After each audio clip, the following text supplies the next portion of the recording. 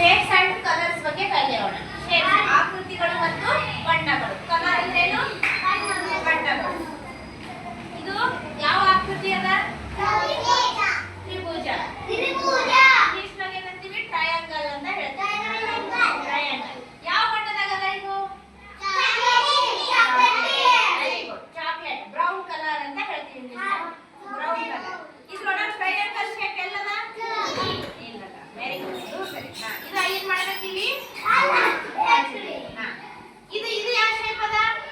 ಚೌಕ.